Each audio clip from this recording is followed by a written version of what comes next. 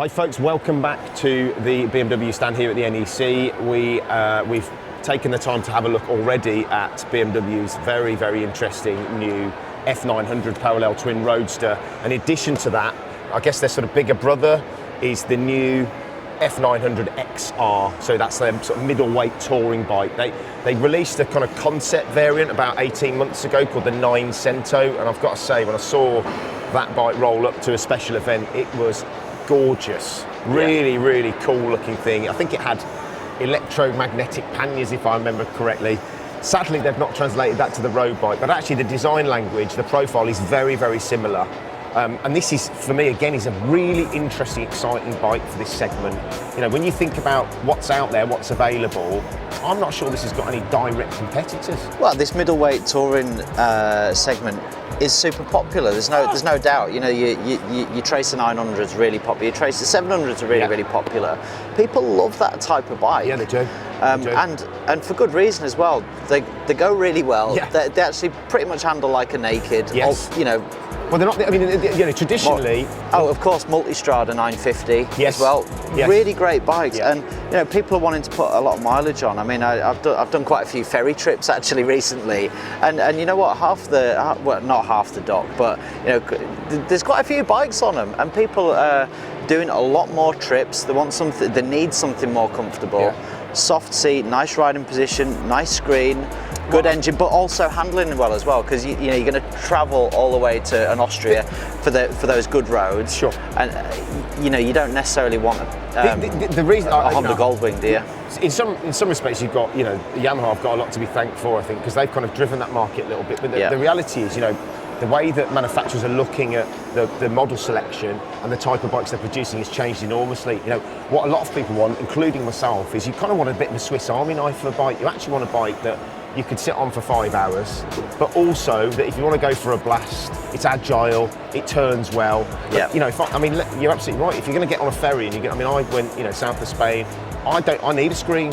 I like heated grips. I love cruise control. So, Chris, thanks so much for your time. I know we've just spoken very briefly about the F800, F800, 900R, and I was sort of fascinated to get a sense of how that differs from the new XR. You just talk me through how they kind of, you know, how they compare in terms of riding experience. Yeah, it's a funny thing because, essentially the backbone of the bike is the same. You know, they're based on the same chassis, the same engine. Surprisingly different feel to the two bikes. You know, the 900R feels more at the sports bike end of things. It's a real nice flowing through fast bends, but in town this thing feels actually a little easier to handle because you're a bit more sat up, big wide bars. Yeah. And this is almost a more childish bike. It really surprised me, this thing. I had so much fun every time I got off it, even comparing it to the S1000 So it's big brother. This thing was a hoot. It was an absolute riot to ride. So at slow speed, really easy, compliant, manoeuvrable, but actually when you go out onto the open roads, it's also a really enjoyable bike to ride at a higher speed. Exactly. It does that thing that a sort of sporty road bike should do. It makes you feel happy. It makes you feel like you're getting everything out of it. You're making me feel happy talking about it. Can you tell I was excited? And that's the thing. When you ride it as hard as you can, you're in the video footage. We were riding them hard, and right on the limit. There's plenty of feel, and the bike just feels like it's letting you know what's going on. So it's reassuring. You're never kind of intimidated by the riding experience at all. Absolutely not. It gave you confidence and just made you go out and hair around like an idiot. I love it. Chris has just sold me one of these. Somebody want to take my deposit? So of course the bike, like the F900R, comes with the amazing BMW TFT, which is just the most beautiful dashes that I've seen on a motorbike. It's really like intuitive. going to Blackpool Illuminations, isn't it? When you your bike every time. It is. It's a nice welcome, isn't it? As you get on, you know. It sounds ridiculous, right? You kind of, you get on this bike a winter evening, and that light's in. Oh, that's nice. Yeah, it's like a nice warm. I almost feel like I'm in my car. but it is. I mean, jokes aside, it's super crisp, isn't it? Yeah. Really easy to use. Feature packed, and all that connectivity. Again, that's another thing, isn't it, with manufacturers? BMW really embrace that. You're able to download the app to your phone. You can connect to your bike. It just simplifies all the terms. So you can run sat nav, run your phone, run your music. You can do all sorts of bits and pieces with it. And again, as we were talking about with the 800 road, the 900 Roadster, most people are going to buy the TE, the Touring Edition, because you get so much more for your money. Yeah. And without banging on about value again, you know, this bike on the road, just under 10.4, with all of these toys. That's the sport version, then the touring version. Yes, okay, sorry, the touring version. So standard comes in at 9,365, and this one is 10,365. Yeah, so effectively like for another £1,000 you get riding modes, Pro, quick shifter, heated grips, cruise control. The list is very long. Yeah. So you are getting a massive amount of bike for your money, and like I say, a kind of incredibly usable tool for all types of riding, touring, going out for a blast, everything. And that I think is the key for me. I mean, it's a difficult one. I've come over here and vacillated wildly. Do I prefer this? Do I prefer that? I don't know. I think you're a fan actually of that screen, Mark, aren't you? I'm a middle-aged man. It works as well. It works well. I love the fact that you just do that simple. to lift it up and down. I mean, that's great. I mean, we had a KTM recently, and you had to like get your Allen key out and unscrew the bolt, and then lift it up. And even then, it didn't work. You've got to stop for 15 minutes. Get your tool bag out.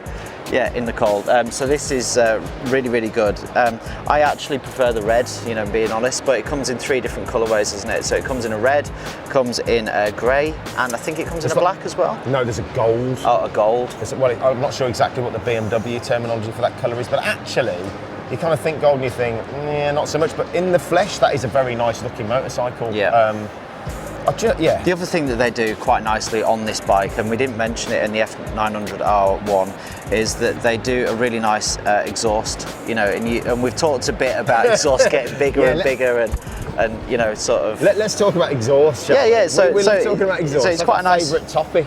It's quite a nice exhaust on this one. It's kind of like a slash cut exhaust. Yeah. It's not enormous. I don't think, honestly, even if I could talk myself, we could live in that one. Just isn't quite big enough. Interestingly as well, I think we would be remiss not to mention that these bikes do come in A2 licence friendly form. So you know, if you're an A2 licence holder, you're an age where you can't go for your full. These can come as an A2, which is amazing, right? Yeah, it is. Yeah. You can have this much bike, and you could be, I don't know how old you are to be A2 licence compliant. It was a long time ago. 21 or something. 21, yeah. But you've got that option too. So they really have ticked so many boxes with these bikes, and again, put their best foot forward in what is a very competitive market. But you know, honestly, again, at the risk of sounding like a total sycophant, I honestly can't say to you that there is a direct competitor at this price. No. That's the thing that surprises me the most is how they've managed to position these bikes at the price they have. If you think about, and you consider that it's BMW. Yeah. So you know everything else. And there are other brands out there, but it's not going to be as well made as this. No. And everyone that uses a BMW product, whether it's a GS owner or an R9T owner, you know, there's never any complaints about the build quality. No. You know, and that's why they keep coming back, because they are well made. Yeah. And you go on other stuff and it's all a bit plasticky and stuff. These guys really take care because they're such a big worldwide brand. Technically, you should be actually paying a premium for that. But I think the reality is that you're not in this case. I don't think BMW want this to be a secret, but you know, frankly, I really am incredibly surprised at how they've positioned these bikes price-wise. I do think, dare I say it, they're a bit of a bargain. Yeah. You know, if you are looking to upgrade from a kind of smaller capacity bike, and you want to get yourself onto a real full-size machine, whether it be the Roadster, whether it be the XR, they are phenomenal value for money. There's no doubt about it. Just very quickly, obviously it being the touring-based bike, the tank is slightly larger. I don't know whether we mentioned the Roadster video, but that's a 13 and this is a 15-litre tank, so range is sensible. Okay. So again, the F900 XR is fitted with Brembo brakes, just like the naked variant. So it's going to stop really well, basically. Same setup as the new 900 Roadster. And the tyres are a bit more of a sport touring orientated. The T30 are from Bridgestone, which is just a bit probably longer life tyre basically. And one other interesting piece of technical is that this is just 8 kilos heavier than its naked equivalent, which is very little, frankly, isn't it? It's probably like a big Christmas dinner. Or the difference between me and you. If you enjoyed the video, don't forget to like, please subscribe to the channel. Massive endorsement from me, incredible value for money. So come along and check it out as soon as you get the chance. We'll see you in the next one.